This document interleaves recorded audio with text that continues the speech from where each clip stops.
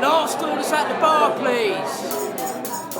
Welcome to Tavern Tales, a curated 5e Dungeons & Dragons adventure set in the tales of the Yawning Portal campaign module by Wizards of the Coast. This is the first episode of the second adventure, The Forge of Fury, from Tales from the Yawning Portal. It is a new group, a new tale, a whole new adventure, but the same players you've grown to love. So come check out our second chapter. Come sit down and drink with the enemy, raise a glass and toast to the enemy, and I'm not gonna do this on my own. So come sit down and laugh with the enemy, raise a glass and sing to the enemy, and I'm not gonna do this on my own. So I won't end up being alone, 'cause I won't drink my drink alone. So what about you? One beer or two, I'll drink to you.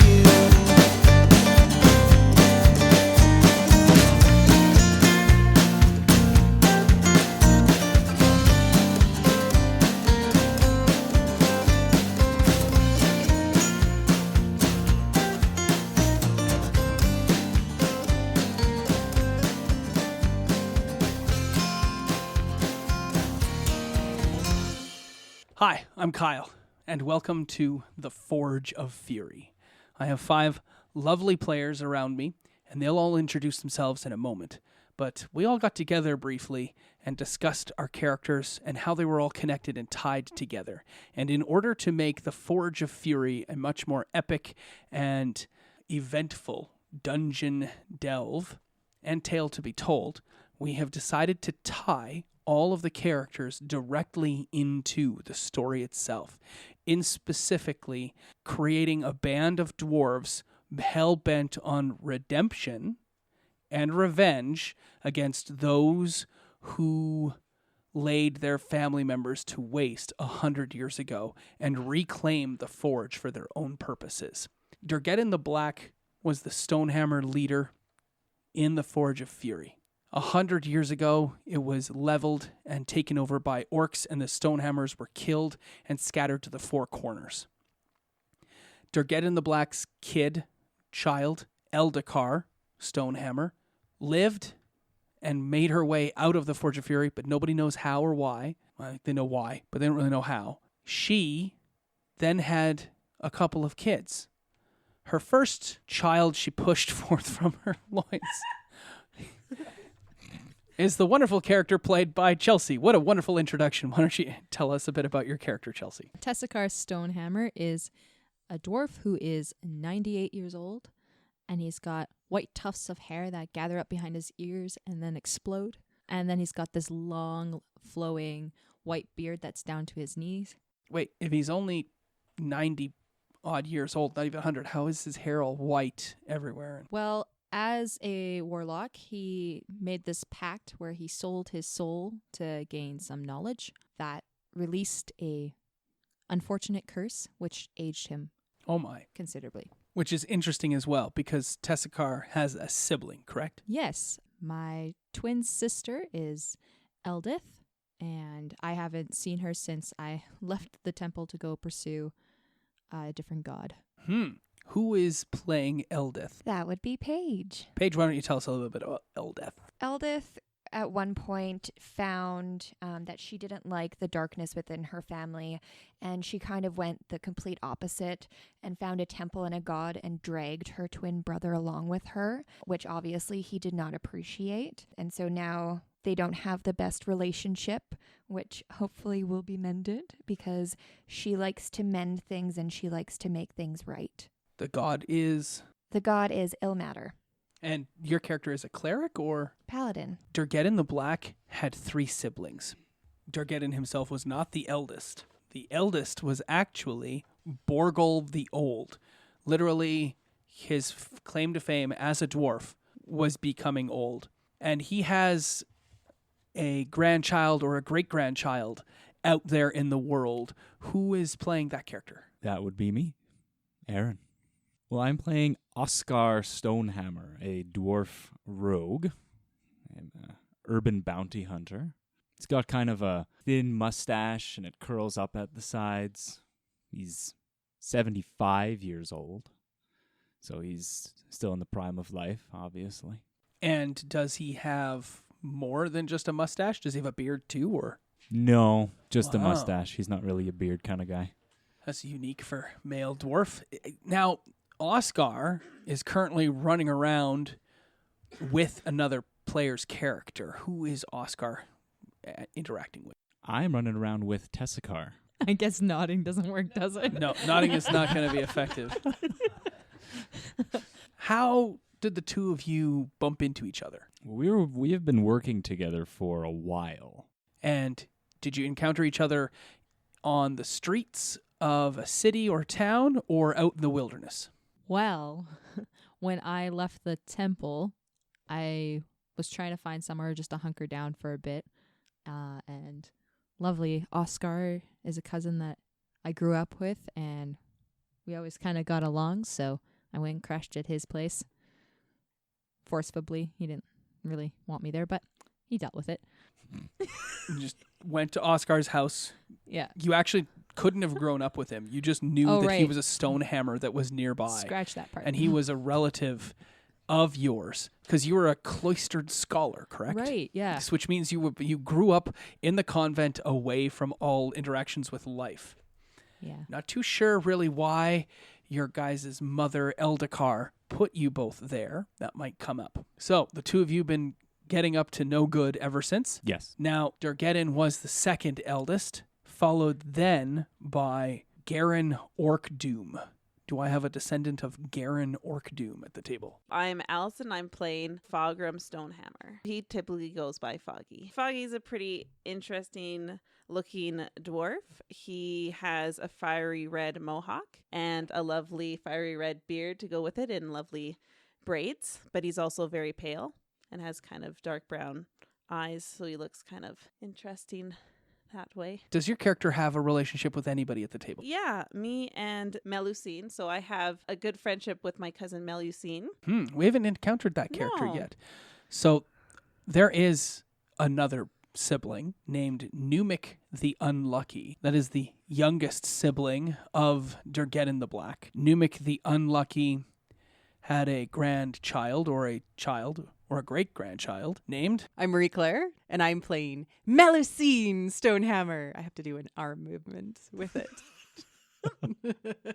I consider the black part of the family to be bad luck, and I have black hair and black eyes normally, so I specifically go out of my way to not have those colors on me as much as possible. I change my hair color to a deep blue color. She's fairly average height for a dwarf, fairly average build. She keeps herself clean shaven, which is, entirely optional with female dwarves. And she is an entertainer, a bard, one of tales, one of songs, and one of poetry. A little bit of fire eating too, just to throw it in. There is one last important thing that came up as a result of this character creation process and how all of these characters interacted and engaged with each other.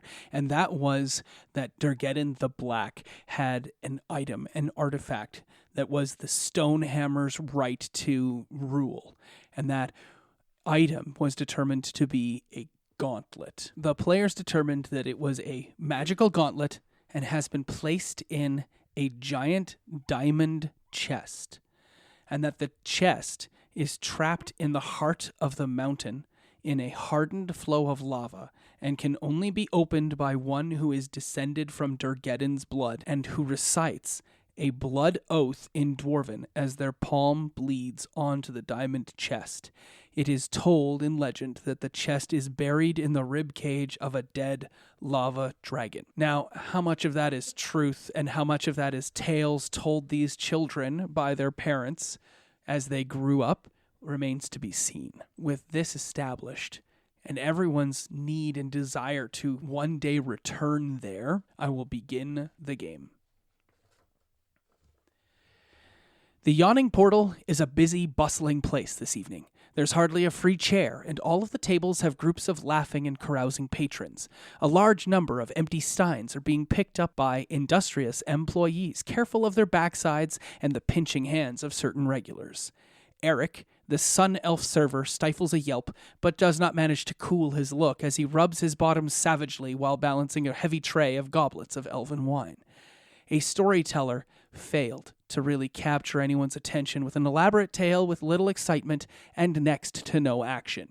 And as he vacates the stage in front of the unlit hearth, an older lady in a pink dress and matching pink three-quarter-length jacket with a cute matching fascinator hat steps to the stage and smiles benignly at the gathered patrons.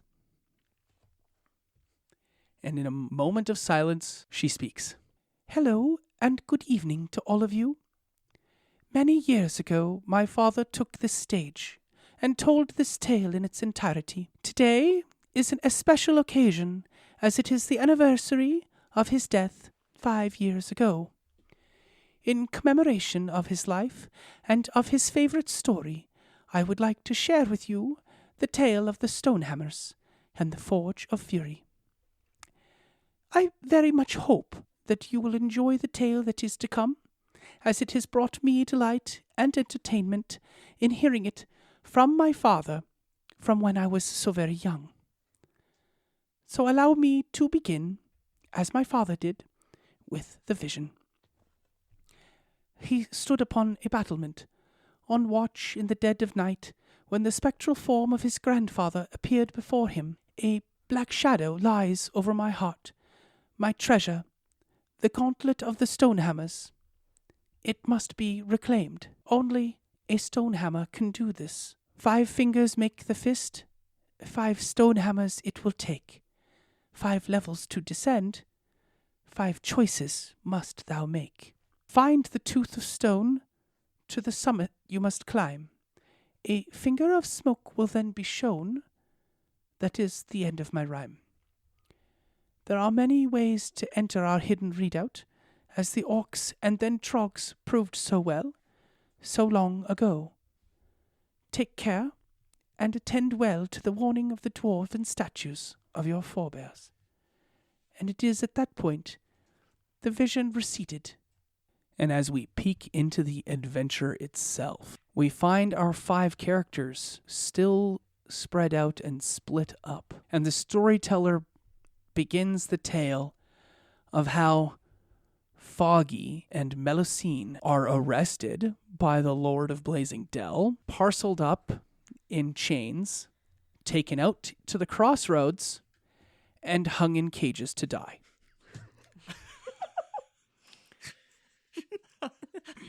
And genuine laughter is, of course, perfectly fine. If you guys feel like laughing, just actually laugh.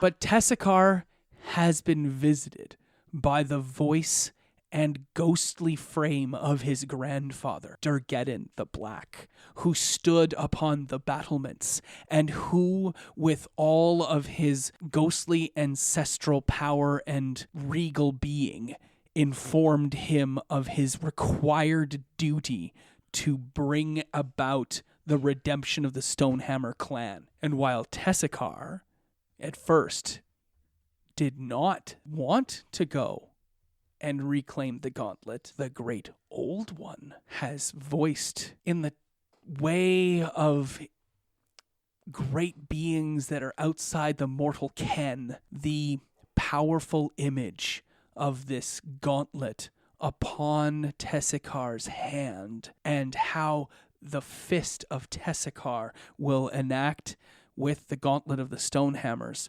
much of the great old one's desires upon this world, should you bear it. It leads to double meaning for Tessakar, so both personal power and familial vengeance. So you've rounded up Oscar to go on this mission, to leave here, to go to the town of Blazing Dell, where you will learn what you need to know. And how have you convinced Oscar to do this? Oscar! Hey, Oscar! Got a message from old granddaddy. Keep it down, will ya? It's 2 a.m. Oscar! What? Got a message. We have to go find the Gauntlet of the Stonehammers. What do we need to find a cup for? Not a goblet, a gauntlet. Oh, a gauntlet. Why? Something about fulfilling our legacy or Something like that. I don't really got anything else to do, so I guess we can go. Well, I guess that's 2 of the 5 fingers. And with that, you promptly left the village you were in. Melusine and Foggy are in separate cages, kitty corner to each other, in the crossroads leading up to Blazing Dell. What do they talk about? I think that Melusine is actually trying to see the positive side of this. Like, you know, it's Go for it. it's like, you know, I've never been in a cage before. I feel like this could be a tale to tell people. You could probably craft something to ward against this for others in the future. And she's just, you know, waxing long about, you know, all of the lessons to be learned. Like, Okay, can you do that? oh, sure. You know, Foggy, there's a lot to be learned about this whole situation. Generally, you are judged by the company that you keep. What are you trying to say? I'm just saying that, you know, we sort of ended up in this situation because people misinterpreted that because I was singing a bad song about Baron Althen that you and I happen to having the same name. We're working together. And I feel like there might be some sort of wisdom or tale that could help the younger generation, help them find their truth and inspire them to not end up in a cage. Well, Melusine pontificates at length. Hours go by for poor Fogrim. I'm sorry, what? What were You're talking for hours. No, sorry. Yeah, no, I was talking for hours like that. Yeah, I don't doubt. Poor Fogrim. Yeah. And Eldeth has been released from her acolyte scholarship, and as a proper paladin of ill matter, you have been directed to go out into the world, slap people around with his redeeming hand. So Eldeth, do you have a horse or a donkey or a mule or a shaggy little village pony, or are you on your bare feet? I actually have a really big dog. Okay. Because I'm kind of small for a dwarf. I think my growth was stunted, probably because of my brother's magic that he secretly hid. But yes, I have a really big dog. You ride a really big dog. What's the name Yeah. of the dog? Raka. Better write that down. Raka, the large, shaggy sheepdog. Exactly. Yeah, a little medicine barrel right there in his collar. Right? Aw. Big St. Bernard style dog. Carries you out into the world. You don't have any direction. You're just setting one foot in front of the other, your meager possessions and supplies, and you don't really know where you're going. And you've been traveling for about 3 weeks. And you're coming up on the end of your supplies, and you feel that the town of Blazing Dell, which is located on a convenient map you have, might have such supplies for you. It does not take you long, Oscar and Tessikar, to get to the town of Blazing Dell. In fact, you were just one village over. This is now a return for Oscar. He's never really been anywhere other than these 2 towns before. How does he feel about that? Oscar feels good. Feels like home.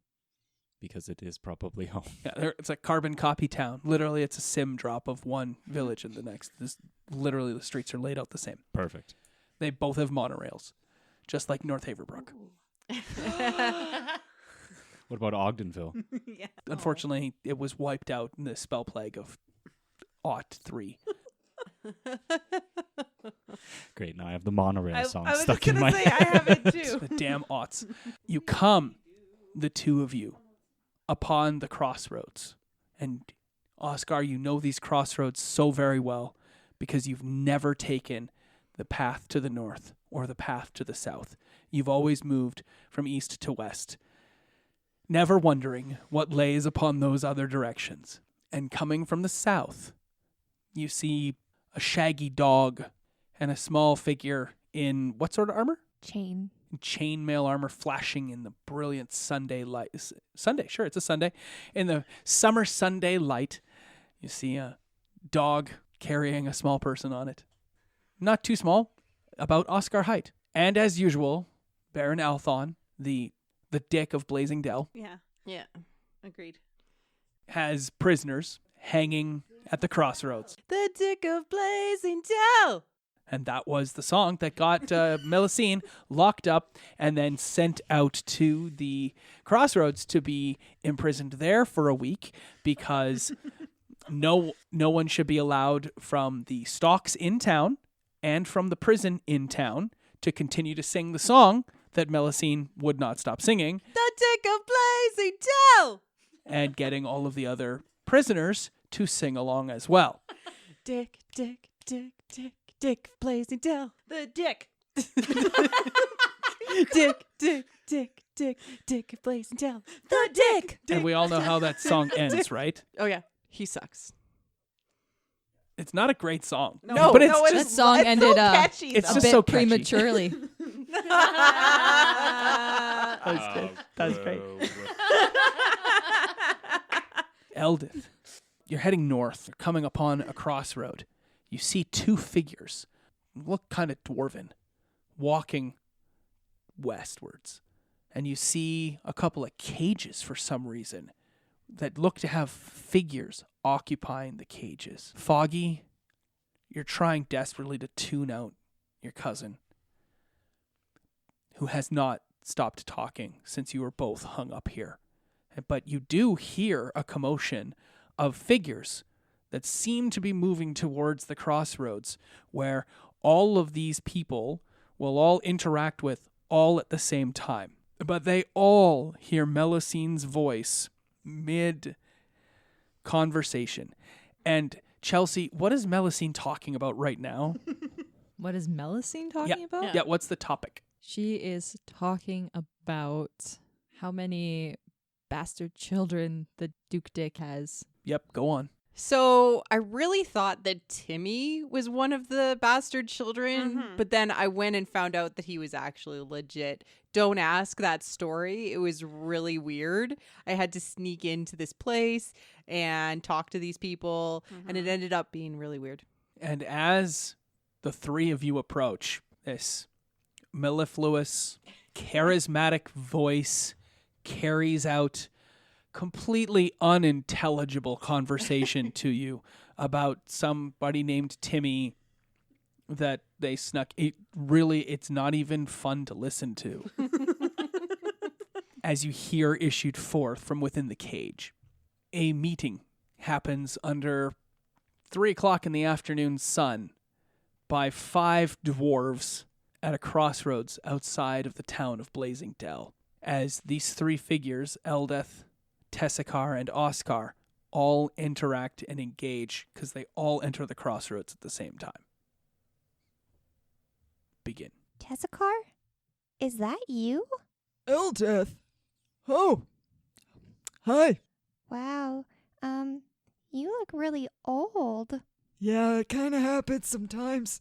Did you have a spell backfire again? Kate, that was only once. I'm That- gonna take that as a yes. Okay, well, why are you always doing that? Always doubting my magic. Because you're a prime example of it. Well, it's not very nice. Who are these other people? Oh, that's your cousin Oscar. What are you riding a dog for? Why not? I mean, it's cute and it's fluffy and it can hold my weight. But it's a dog. You couldn't ride a horse or something? Even a cow would have been better. I can't even get on top of a horse. And despite calling into question the primal elements of their characters right from the get-go, everyone becomes fast and good friends immediately because they are all family and blood runs thicker than water, so they say. But not thicker than gold. Shut up. Can you get us out of here? You're just leaving us inside cages. This is ridiculous. Be careful, he might turn you into a turtle. He's not very good with his magic. Foggy, just remember, the biggest cage is... Oh, just stop.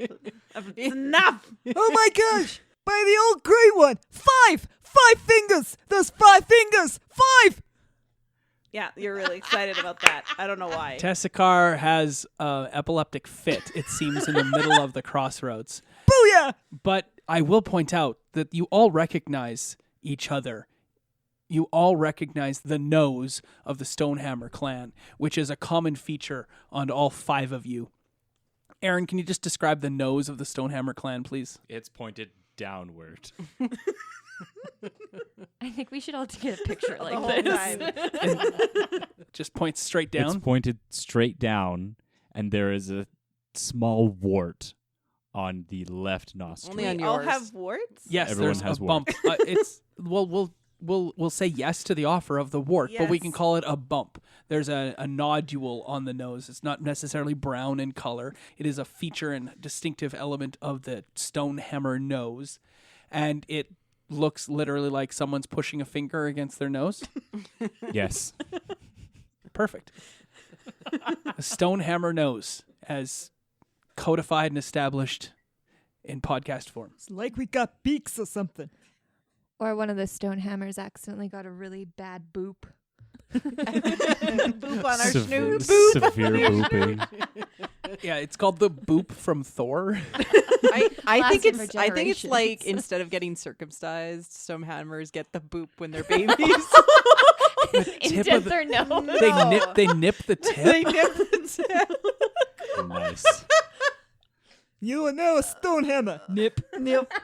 Wow. Well, Boop your snoot. no one knows how it happens or what it is, but that's the way of it. Maybe it was actually the original Stonehammer was booped by Booped by Thor, somebody that was and that's really yeah. just a nipped tip. Well, it's all convenient that we're here because I got us a job we can do. I know that it's up to our own selves to free ourselves from our mental Don't worry, I'll cages, get you out of your cage. but it would be Oh my appreciated. gosh. Thank you. Yeah, that should be the first job. Is out of this. That'd be great. One Please. second, let me look at my spell list. Oh How- wait, you're a rogue. How high are the cages off the ground? Roll a d10. Can he stand on my shoulders? He probably can. 8. They are 8 feet off the ground. Hey, I'm 4'2". Okay, so we're halfway there. So No, you imbecile. You, That's the base of it, though, you right? stand on my shoulders. Ay, ay, ay. You also have a spell, I do believe, a cantrip. Oh wait! Aaron, what's 4 plus 4? 8, And how many of you are there? 2, So if you stand on someone who's 4.2 feet, how tall does that make you in total? 3.8. You got shorter? Apparently, I got He's shorter. negative height. I lost a We're couple. slightly more than I halfway lost a couple there. inches with my math. Oscar eventually figures out that if he does climb up onto Tessakar's shoulders, he can reach the bottom of the cage. And Tessakar can shoulder that weight pretty easily with your what strength? 10. 10 strength. That's reasonable. I'm not going to require an athletics check because the DC would be like 3 or so. So, Oscar, make a check to unlock the cage because there is a lock on the cage. Like a dex. It's actually a thieves' tools check, so you'll use your proficiency bonus plus your dexterity to attempt to unlock it. Oh boy. Hey, guidance. Yeah, you can cast guidance. Can you tell me what you say to the Great Old One to get the guidance for Oscar? Yo, Geo. Help him unlock this, please. Okay. With a 2. Yeah. So it's a 17 total. Absolutely. You only needed the 15. You did not require the help of the Great Old One in this instance, although you feel the touch of one of his appendages upon the back of your neck, Ooh. some spiritual way to assist you in unlocking the thing. The cage falls open immediately, knocking you off of Tessakar's shoulders, sprawling you in the dirt from the cage itself, as Melusine falls less than 10 feet, so you don't take any damage, but Whoa. you sprawl as well on top of Oscar in the dirt, and then Tessakar falls down as well, and the three of you are laying Well- there a mess. Thank you for catching me. Eldith, what are you up to? I'm just watching in entertainment. You have not heard this great old one comment before, though, from Tessikar. How does that make Eldith feel when Tessikar calls upon a power that is neither godly nor demonic, but of some alternate plane? I think she ends up feeling really confused because he didn't call out the name that we had both been taught and swore an oath to. Okay. Oscar picks himself up from the dirt. Tessikar gets up as well, and Melusine stands there. And what do the three of you say? It's such interesting times. Okay, right. Let's get the next cage. Can we do it a little better than that one at all? Is that possible? No. Does prestidigitation work? I don't know. You could try. I'd just rather not topple on top of you. Yeah, I'd prefer that too. Foggy, sometimes we have to fall to learn to pick ourselves up. Okay, I'm sorry. We should have got you out first. What about Phantasmal Force? What does it do? Oh, never mind. It's an illusion. I can make you think it's open. Fantastic. Guys, I'm floating in the air. That'd be funny. Is it hanging from a tree? The big poles that are set up and buried into the ground that are quite thick, big maple pole type things that rise up into the air and hold the cages. Could I try climbing up the pole and hammering the lock off? The lock is at the bottom of the cage. You'd have to climb the 16 feet up into the air to climb the pole, clamber across, climb down, get onto the cage, and then, cut the chain. You could do that for sure, or do something along those lines. What would you like to do? If I cut the chain, you're falling. Yeah, same deal. But at least I'm not onto people. I could deal, that's not as bad. Okay, then Right? I'm going to do that. Okay, make an athletics check to climb the maypole. Yeah, I'm afraid with the die roll I see in front of me, you did not manage to climb to the top of the pole very easily, and you slid down. Well, I technically got a 7. Does that count? 7 is not enough. You needed a 10 in order to get up to the top of that. I have this crazy idea that I try to break myself out. Go for it. How much space do I have over top of me? Like, how big is the cage, roughly? You have about 1.5 feet at the top of your character's height. I'm either thinking of just jumping up and down in rage. You have definitely already tried to do that. Yeah. I And was thinking failed that. earlier. You need about a DC 30 to break the cage lock. Can't we just do what we did last time? Exactly. Hey, get on my shoulders again, Pipsqueak. Fine. I'll get on your shoulders again. Oh boy. Tessikar stands slightly not directly under the cage this time, but off to the side. What an idea. As to not get I'll fallen upon. stand under the cage and No, arms. you don't have to. Arms I feel to like you catch. should. No, I feel like no. You don't want to squish them after that? No, I don't. Okay. No. I'll back up. I would No. catch you. No. No. We could turn it into, practice our lifts. I'm good. I'm good. Foggy ultimate doesn't really get a trustful. choice, Melusine. Okay, I'm going to stand there.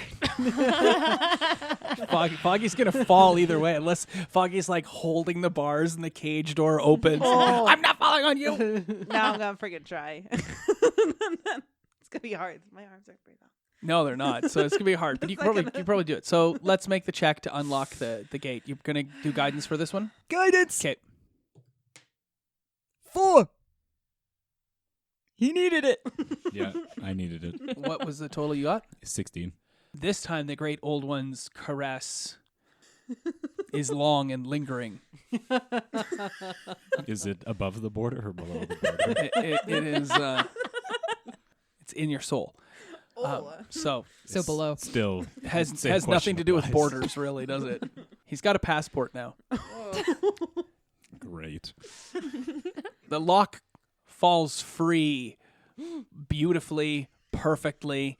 Allison is prepared. As the great old one has granted his benevolence upon Oscar. And you guys hop down from each other's legs, not getting hit by the cage door this time because you stood on the other side of it. Melusine almost gets hit by the door, though. And Fogrim attempts to hold on to dear life and not fall. All right. Make just a regular strength athletics check. 18. You, of course, yeah. You hang in the cage. So are you hanging with your arms, or are you pressed, hands and feet, against the sides of the cage? No, I was just going to grab with my hands Okay. and then kind of swing myself so that I don't land on anybody. Well, you definitely can't swing yourself. All you're doing right now is ensuring you don't fall out of the cage.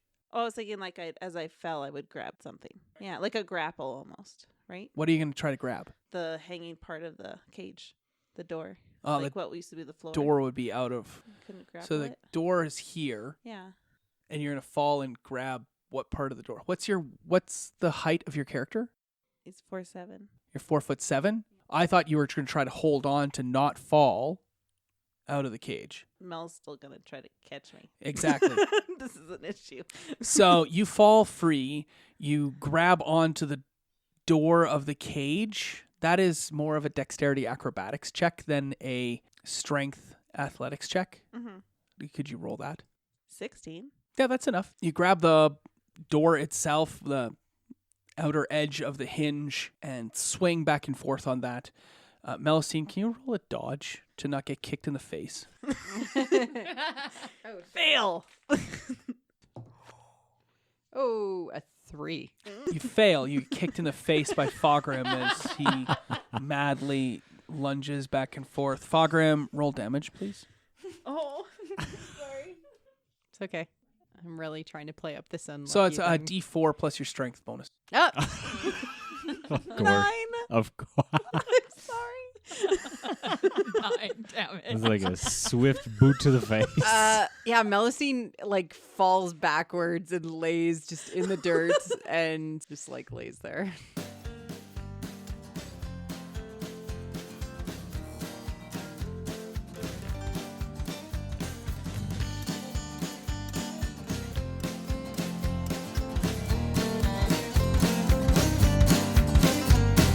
Raise a glass and drink with the enemy. Raise a glass and sing with the enemy. And I'm not gonna do this on my own. And raise a glass and toast to the enemy. Raise a glass and sing to the enemy. And I'm not gonna do this on my own. This concludes this episode of Tavern Tales, a curated Dungeons & Dragons 5e game set in the Tales of the Yawning Portal adventure module by Wizards of the Coast. Our intro and outro music is the song Tavern Tales by the Bad Billy Band. You can find out more about the Bad Billy Band on iTunes or at www.badbillyband.com, or follow them on Twitter at badbillyband. Thanks for listening. Please feel free to leave us a review on iTunes or find us on Twitter at tavern_tales. We'll be back next week with more of the adventure.